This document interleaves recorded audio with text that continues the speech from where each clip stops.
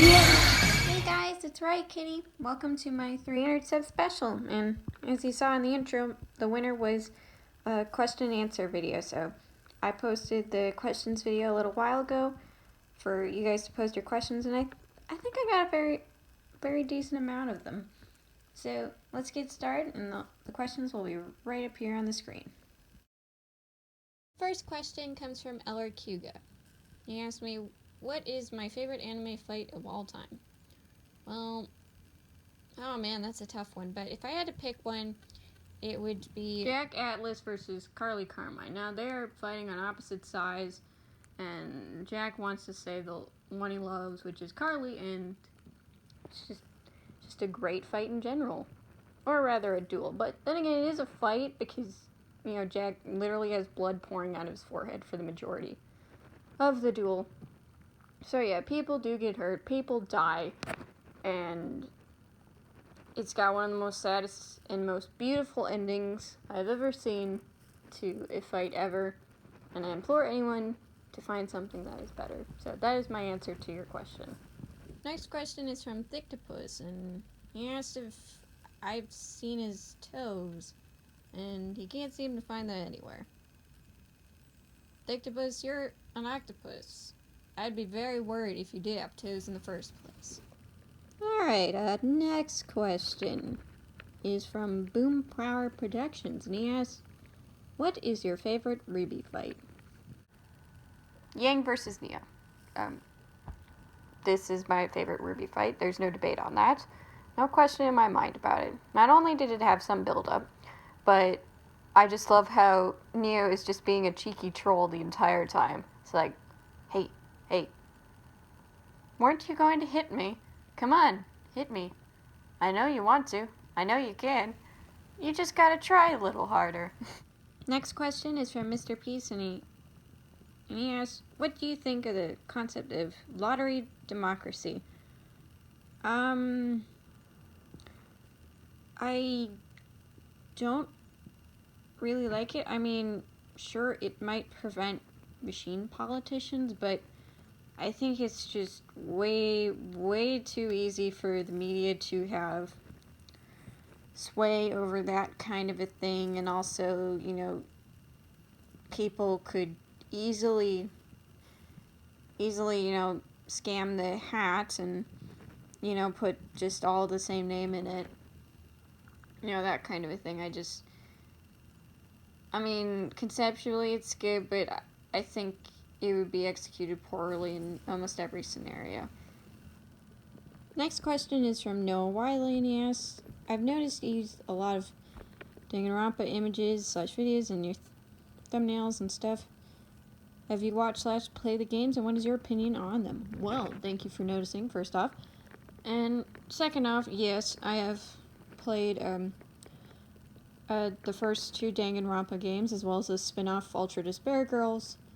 I've watched the anime, and then I haven't played V3 yet. I mean, it's just because the financial strat, so I can't really give my opinion on that, but yeah, I think I rate them 2, 1, and Ultra Despair Girls, just because I'm not really a fan of shooters that much, but it was a cute little shooter, I think, just shooting bears and stuff.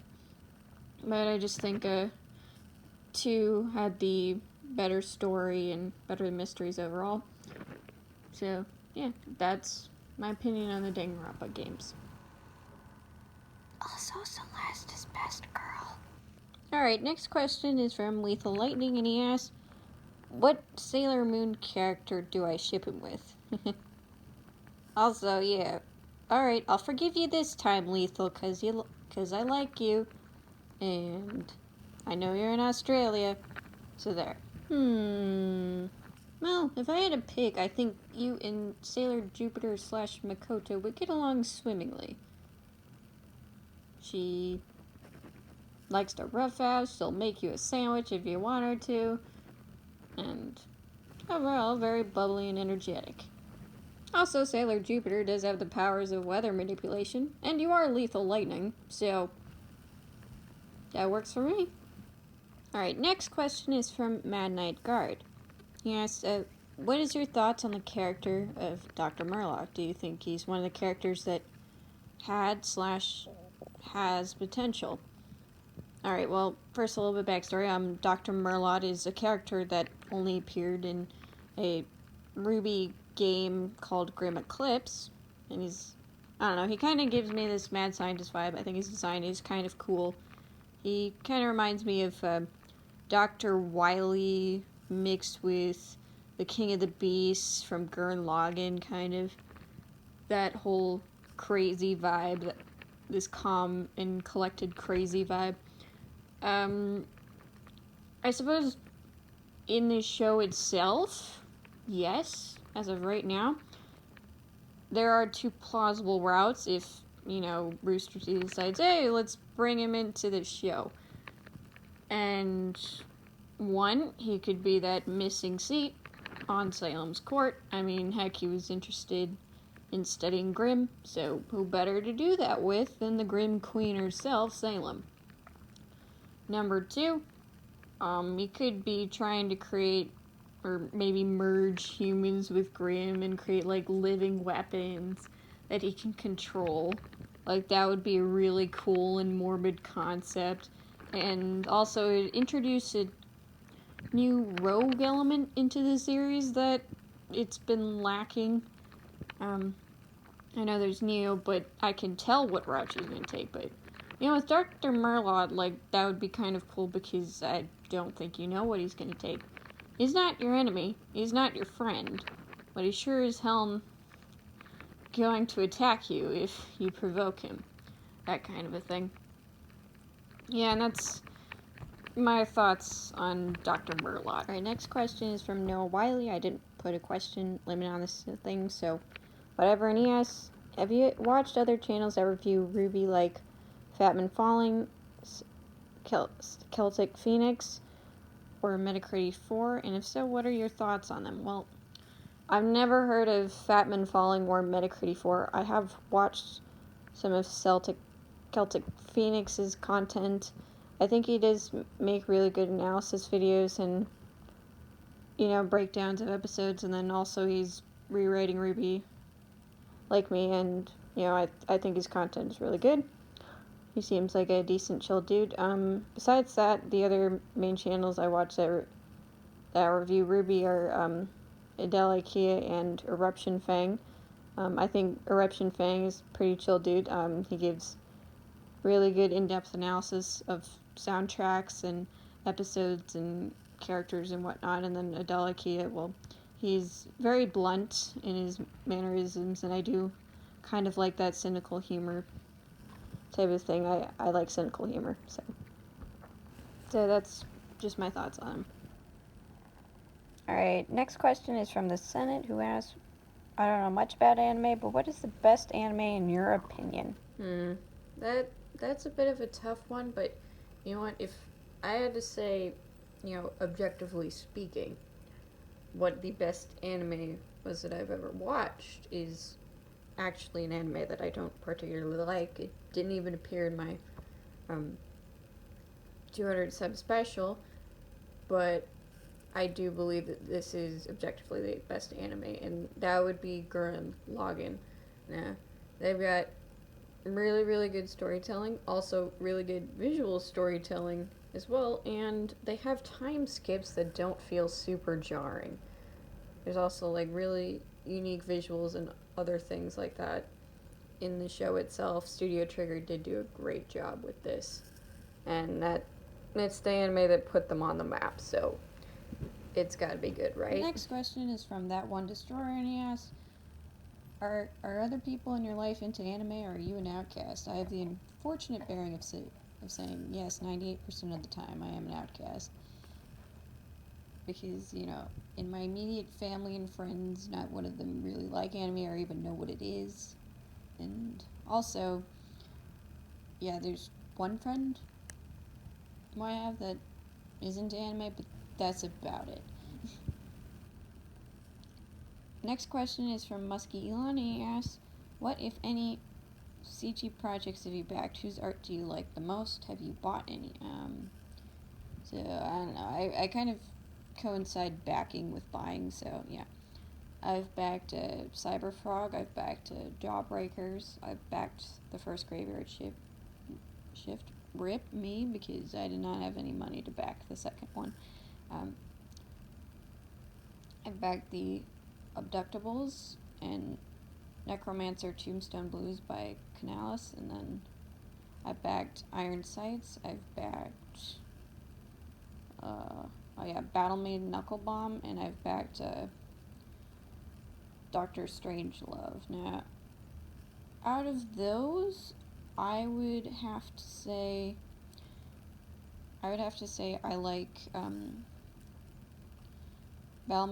Battle Maiden Knuckle Bomb's art the most, and also Brendan Swan's art and Doctor Strangelove the most. That's my cup of tea. I really like the pleasant looking light lines of anime and stuff like that. Also, I do like John Malin's art a lot, too. Alright, next two questions are from Noah Wiley, and he asked, have you ever played or heard of Soul Worker? No, I have no idea what that is. Next question, what are your current plans for your channel? I would like to get to 1K subs, right? That's every small YouTuber's dream, right? To make money on YouTube, and, well, as for my channel, well, I do need to get 2 videos out of my backlog that have been sitting there for months now.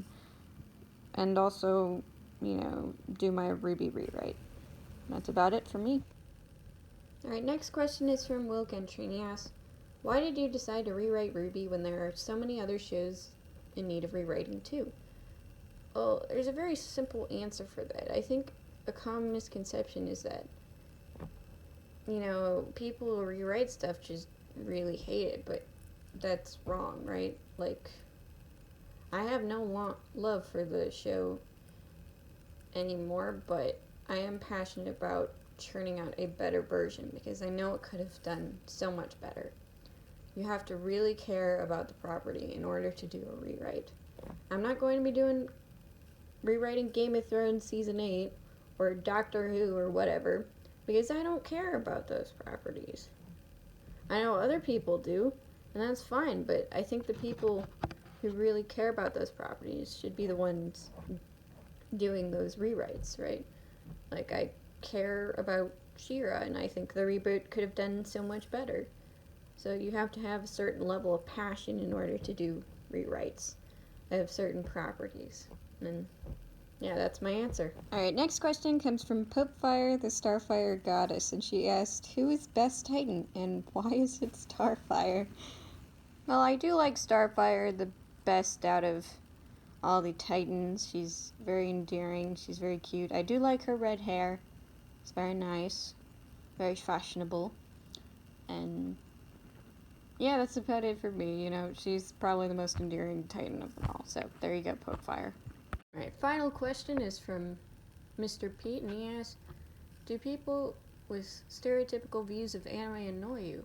Well, I've kind of learned to brush it off, like water rolling off a duck's back.